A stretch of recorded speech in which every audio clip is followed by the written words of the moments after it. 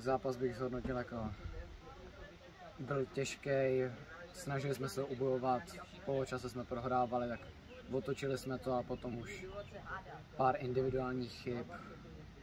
Dostali jsme zbytečný gól a potom už to pozdě jak nešlo otočit. Ztratili se síly, anebo dost hráčů chybělo, takže nedostatek kvalitních posil na střídání a obecně individuální chyby jako na konci už. Jsem rád, že jsem dal gól, ale gól v takovémhle zápase skoro nic neznamená, pro mě je důležitější výhra.